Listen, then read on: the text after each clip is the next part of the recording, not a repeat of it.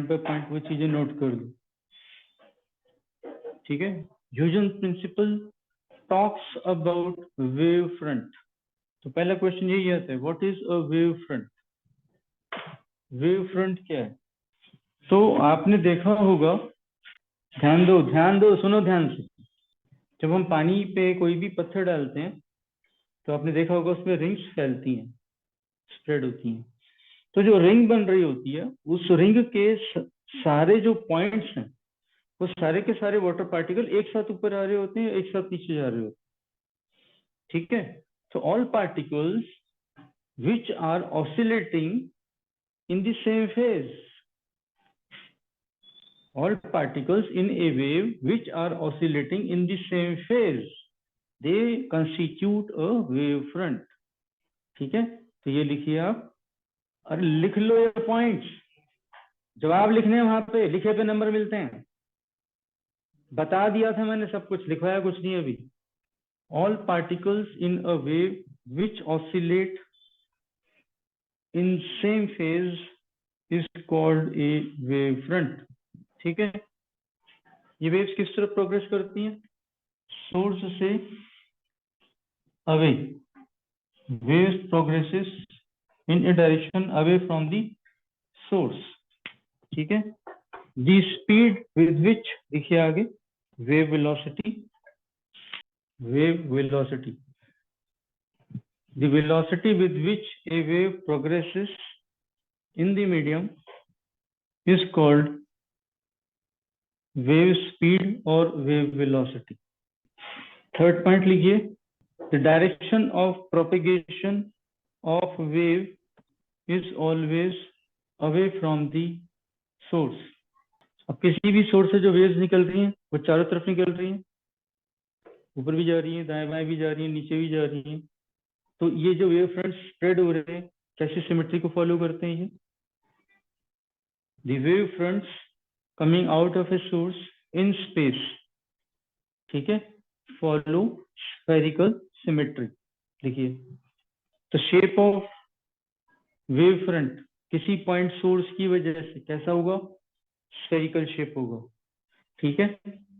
But अगर वो wave front travel करता करता बहुत दूर चला गया, ठीक है, तो उसकी शेप कैसी सी हो जाएगी? प्लेन बन जाएगा वो। हम कहते हैं ना, पॉइंट सोर्स से जो रेज निकल रही है वो ऐसे निकल रही है, मगर जो सन से रेज आ रही है वो तो पैरेलल आ रही है, क्योंकि उस स्फीयर का साइज बहुत बड़ा हो चुका है, इसलिए वो सारी रेज जो हम तक पहुंचे वो पैरेलल आ रही है, राइट। सो नेक्स्ट पॉइंट लिखो, the shape of wavefront becomes planar when the radius of sphere becomes very large। तो डायरेक्शन ऑफ प्रोपेगेशन, ये जो बना रहे हैं, ये इनको हम रेज कहते हैं। क्या कहते हैं? रेज। दीज आर रेज, ठीक है। Rays represent the direction of propagation, ठीक है। और ये जो लाइन हमने बनाई है, ये क्या है? ये है वेव फ्रंट। तो इनमें क्या रिलेशन दिख रहा है आपको? ये और ये कैसे हैं? ये और ये कैसे हैं? ये और ये कैसे हैं? परपेंडिकुलर, ठीक है। आगे लिखो next point, rays represent the direction of propagation which are always perpendicular to the wave front. फिर नेक्स्ट लिखिए, each particle on the wave front acts as a source of energy, therefore they spread their energy with spherical symmetry in all the directions। तो ये जो point है, ये चारों तरफ अपनी एनर्जी को स्प्रेड कर रहे हैं। These are called secondary wavelets, ठीक है। आगे लिखिए next point, the energy propagated in the direction of ray is maximum and in the reverse direction is 0। मतलब एनर्जी यहाँ से जो स्प्रेड होगी वो आगे की तरफ ही जाएगी, पीछे की तरफ नहीं जाएगी। देखो यहाँ पे ध्यान से, 0। यहाँ पे मान लो इस पार्टिकल के पास एनर्जी है E, तो इस डायरेक्शन में मैक्सिमम होगी। सेकेंडरी वेवलेट तो चारों तरफ फैल रहा है, तो कुछ ना कुछ तो दूसरी दिशा में भी जा रही होगी। तो किसी भी स्पेसिफिक डायरेक्शन थीटा में एनर्जी अगर ई जा रही है, अगर E is the energy propagated in this direction which is at an angle of theta with the ray, तो ये ई और इस ई में क्या रिलेशन मिलेगा हमें? दिस ई इज के टाइम्स ई 1 प्लस कॉस थीटा। तो ये जो एनर्जी प्रोपेगेट हो रही है E इज इक्वल टू के ई 1 प्लस कॉस थीटा। अब ये कॉस थीटा में थीटा 0 है, तो ये कॉस 0 कितना हो जाएगा? 1 हो जाएगा। तो ये मैक्सिमम एनर्जी होगी। अगर ये थीटा पीछे की तरफ आ गया, थीटा 180 हो गया, तो कॉस 180 कितना होता है? -1, 1 माइनस 1 कितना हो गया? 0। और पीछे की डायरेक्शन में जो एनर्जी जाती है वो 0 होती है। ये ध्यान दें, ठीक है? ये कोई पूछेगा नहीं, मगर कैसे होता है वो कुछ इस प्रकार से होता है। The common tangent of all the secondary wavelets constitute a new wave front. If wave velocity, next point लिखो, if wave velocity is v,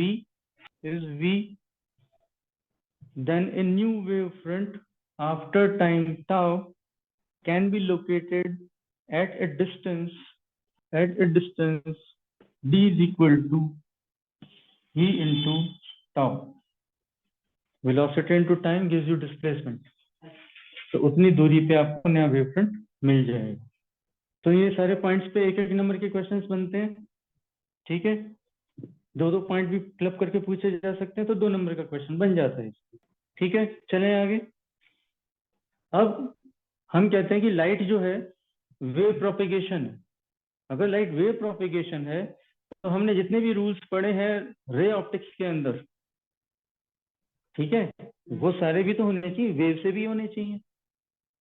रे से हो रहे हैं, हम कहते हैं जी वेव है ये, तो वेव से भी होने चाहिए, ठीक है? It means using the wave fronts and wave velocity, we should be able to prove all those phenomena which we studied in ray optics, namely reflection, refraction if the wave is going from rarer medium to denser medium or denser medium to rarer medium.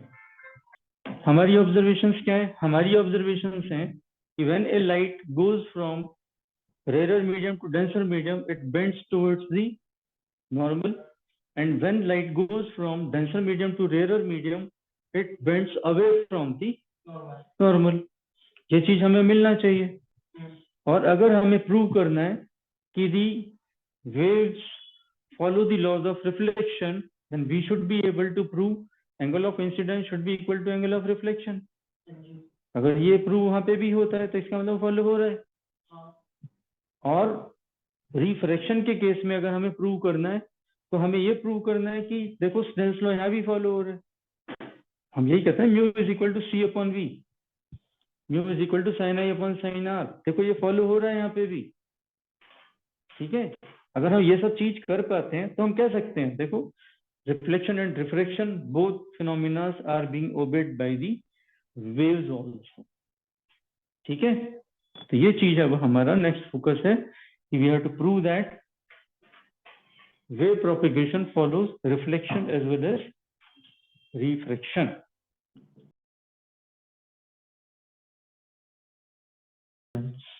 और reflection of waves simple भी लिख सकते हैं। अब reflection होता कैसे? पहले तो ये सब देखें, कुछ सरफेस ले लेते हैं। लेट्स टेक दिस, ये सरफेस, ठीक है? ये वेव फ्रंट आ रहा है, वेव फ्रंट ऐसी आएगा ना, रेज ऐसे आ रही है, वेव फ्रंट ऐसे आ रहा होगा, ये वेव फ्रंट आ रहा है, आएगा तो पहले कौन सा सिरा टकराएगा? ये वाला, नीचे वाला टकराएगा, ये टकराएगा, टकरा के रिफ्लेक्ट होगा, टकरा के ये तो रिफ्लेक्ट हो गया और ये अभी पहुंच ही रहा है उसकी तरफ। ये वेव आई, टकराया, ये रिफ्लेक्ट हो गया, ये उठ गया, और बाद में ये टकराया, फिर ये रिफ्लेक्ट हो कैसे चला गया? ये बात समझ में आई? वेव फ्रंट आया, टकराया, टकराया, जो हिस्सा टकराया वो रिफ्लेक्ट हो गया, और ये अभी इसकी तरफ जा ही रहा है। जब ये जा रहा है तो ये यहाँ से उठ गया ऊपर, और फिर ये टकरा के ये फिर ऐसे पूरा रिफ्लेक्ट करेंगे। ठीक है, ये चीज समझ में आई। ये चीज अब हम इसको मैथमेटिकली ज्योमेट्रिकली इसको प्रूव करेंगे। ओके, मान लो हमारे पास एक रिफ्लेक्टिंग सरफेस है, I call it mm dash, जैसे मिरर को हम नाम देते थे, दिस इज रिफ्लेक्टिंग सरफेस। क्योंकि वेव फ्रंट है जो इस सरफेस की तरफ आ रहा है, कितना एंगल बनाया ये हमने इससे, लगभग 30 के आसपास। ठीक है, तो अब 30-40 के बीच में ही बनाना है आपको, तो पिक्चर थोड़ी क्लियर बन के आती है। ओके, तो रेज किस तरफ आ रही होंगी, परपेंडिकुलर टू दिस, तो ये परपेंडिकुलर लाइन खींचनी है आपको, तो इस प्रकार से इस डायरेक्शन में ये इधर आ रहा होगा।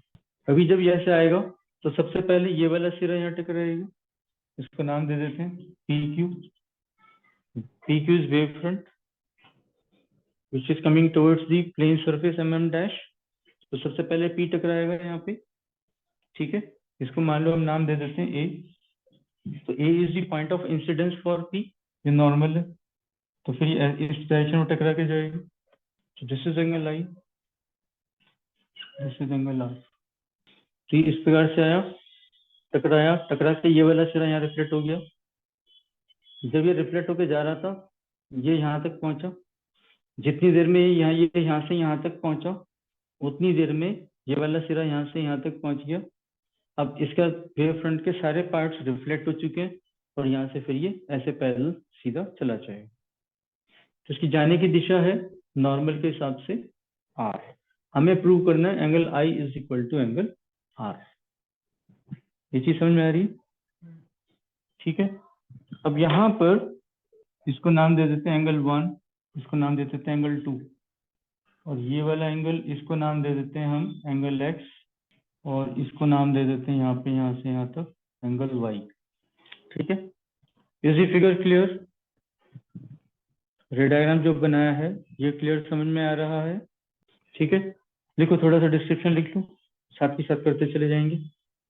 ए wave front PQ is incident on the surface mm dash. Next लिखिए, the wave velocity in this medium is c is wave velocity. ठीक है, ये जो वेव फ्रंट आ रहा है इस मीडियम में, इसकी वेलोसिटी है c। ठीक है, आगे लिखें, when the point P touches A, when the point P touches A, the point of incidence, other end of wave front is at a distance of BC, is at a distance of BC. जब P इधर touch कर गया, ये वाला point कहाँ पहुंचा था, B पे पहुंचा था, तो वो BC की दूरी पे था। ठीक है, the time taken by B to touch C, the time taken by B to touch C can be given by T is equal to BC upon C। ये C कौन सा है, वेलोसिटी वाला है, BC upon C velocity of light. Time मिल गया हमें, distance upon speed gives me the time. ठीक है, इन द सेम टाइम, आगे लिखें, in the same time after reflection point A travels to D। in the same time point A travels to D, A जो है D पे पहुंच जाता है। ठीक है, therefore distance AD is given by C into T, velocity into time gives me the displacement। ठीक है, बट T क्या है, T तो ये। ठीक है, so AD is equal to C into BC upon C, so this C goes and AD is equal to BC। ये एक रिजल्ट आ गया। AN जो है मिरर के ऊपर नॉर्मल है, PA क्या था, रे थी, और PQ क्या है, वेव फ्रंट है, रे और वेव फ्रंट आपस में परपेंडिकुलर होते हैं, ठीक है, ये चीजें पता है हमें, ठीक है। नेक्स्ट लिखो, ray and wave front are perpendicular, ray and wave front are perpendicular, therefore I plus x is equal to 90 degree, ray और wave front I plus x 90 degree, A N normal और mirror ये भी perpendicular है, therefore x plus 1 is equal to 90 degree, दोनों ही 90 है, ठीक है। Equate कर सकते हैं, equating the two we have I plus x is equal to x plus 1, so x goes I is equal to angle 1, मतलब ये जो एंगल ऑफ इंसिडेंस है वो इस एंगल के बराबर है, ठीक है। तो हम लिख सकते हैं सिमिलरली सेम आर्ग्यूमेंट के साथ angle 2 is equal to angle R, यहां तक क्लियर हुआ।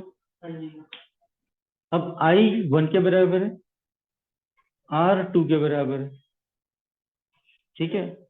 अब अगर हम 1 और 2 को आपस में बराबर कर दें तो I is equal to R हो जाएगा, ठीक है। तो angle 1 is equal to angle 2 prove करने के लिए हमें ये दोनों ट्राइंगल्स अब कॉन्ग्रुएंट प्रूव करने की जरूरत है, ठीक है। कॉन्ग्रुएंसी के कौन कौन से तरीके हैं वो हमें पता है, ठीक है, वो चीज हम यहाँ पे यूज करें, ठीक है। आगे लिखें, in triangles ADC and ABC, ADC and ABC, अभी हमने प्रूव किया था AD is equal to BC, ये प्रूव किया था, AD is equal to BC prove, ठीक है।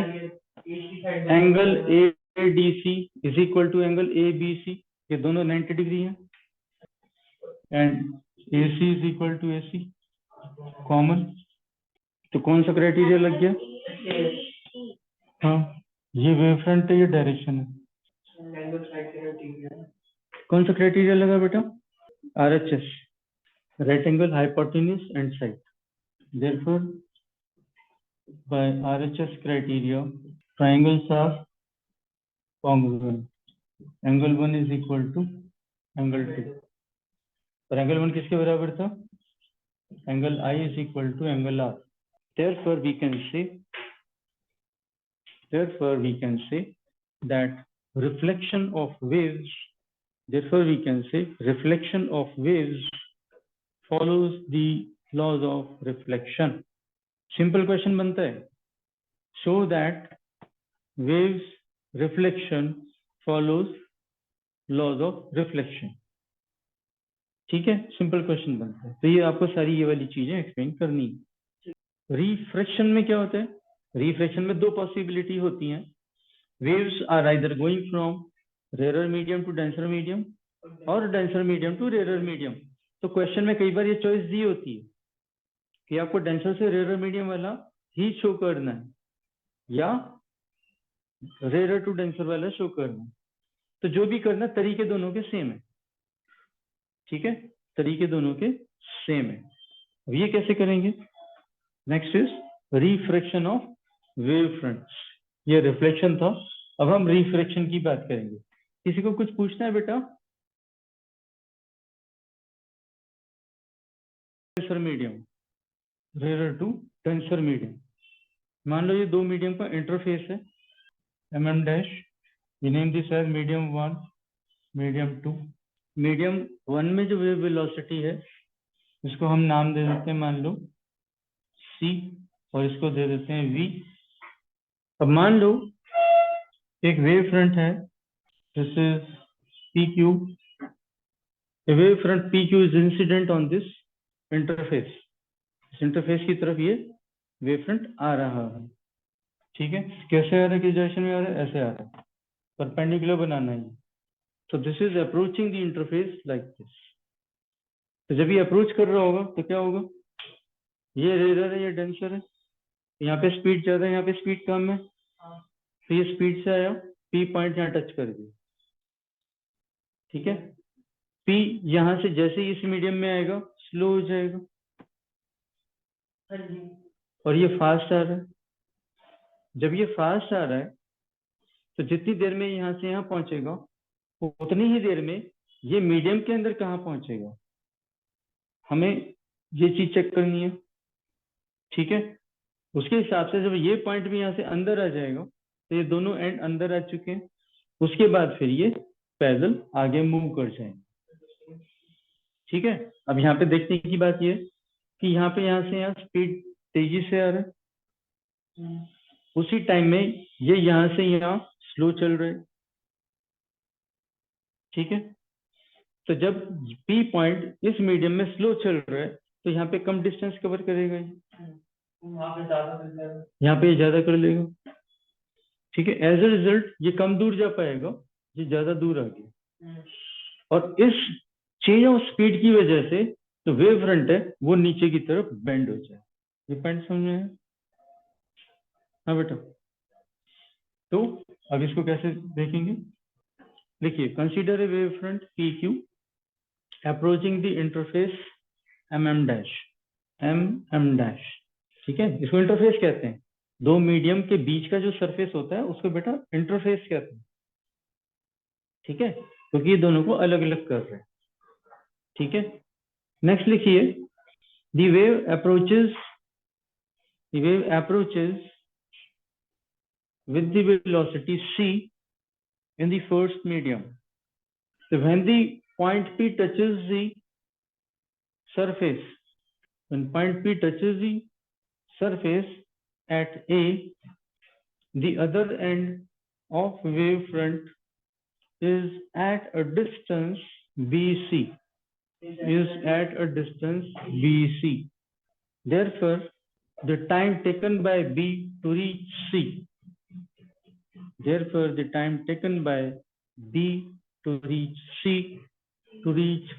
C is given by, क्या किया जाएगा, T is equal to BC upon ये वाला C, वेलोसिटी वाला C,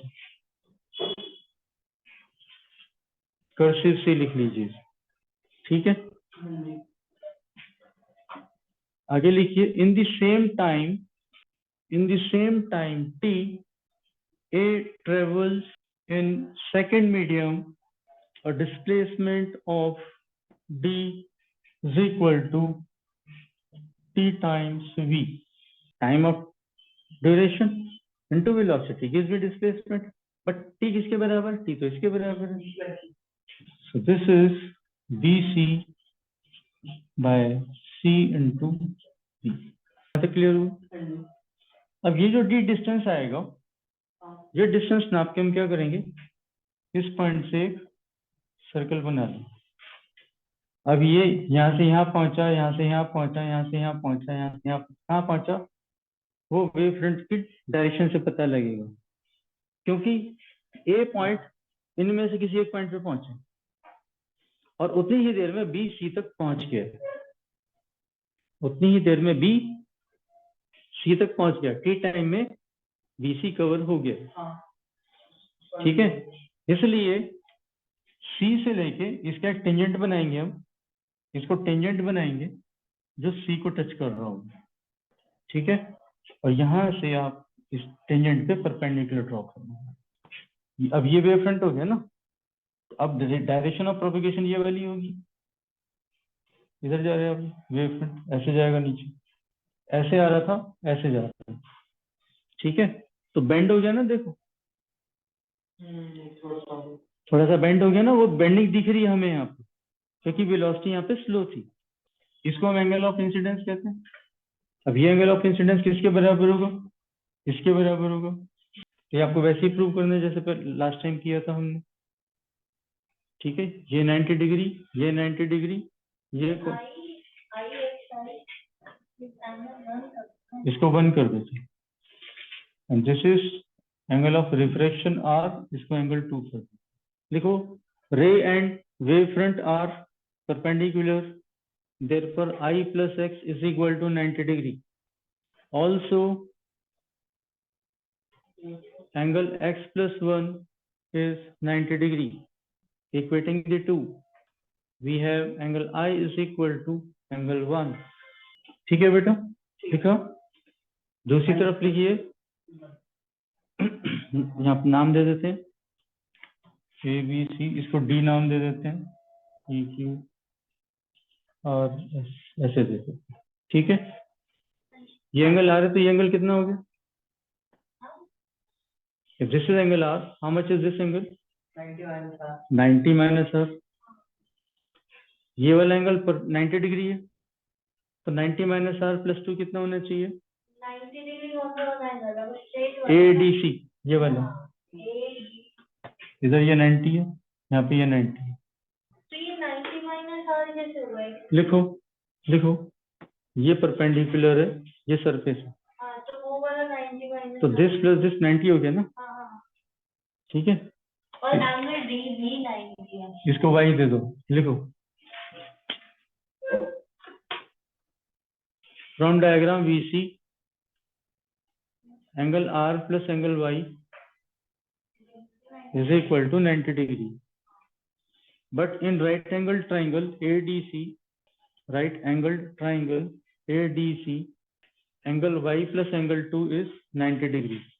Equating the two, equate करो इनको, angle R is equal to angle 2, ये मिल गया ना हमको बेटा, कोई डाउट इसमें?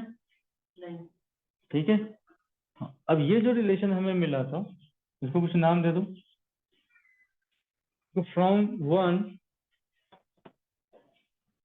one relation 1 we can write C upon V is equal to BC upon D, और D क्या है हमारा? यह है AD। BC upon D और C को इधर ले आए, V को नीचे ले आए, C upon V is equal to BC upon D। ठीक है, क्या हो गया? BC upon, कोई डाउट? अब BC और AD दो ट्राइंगल्स की साइड दिख रही है आपको? ठीक है बेटा, इन दोनों ट्राइंगल्स के अंदर कॉमन साइड कौन सी है? AC, इस ट्राइंगल में और इस ट्राइंगल में AC, तो multiply and divide by AC, multiplying and dividing by AC, we have C upon V is equal to BC upon AC, AD upon AC। अब ये साइड्स की रेशियो उस ट्राइंगल में क्या बता रही है? BC upon AC, BC upon AC perpendicular upon hypotenuse, ये क्या होता है? Is equal to sine of angle 1, and AD upon AC क्या होता है? Perpendicular upon hypotenuse sine of angle 2 AC। ठीक है, और एंगल 1 और एंगल 2 अभी हमने क्या प्रूव किए हैं? एंगल 1 इंसिडेंस I के बराबर है और एंगल 2 R के बराबर है, तो this is equal to sine of I upon sine of angle R, which is equal to mu, that is Snell's law। ठीक है, thus we see that propagation of wavefront during the refraction follows Snell's law।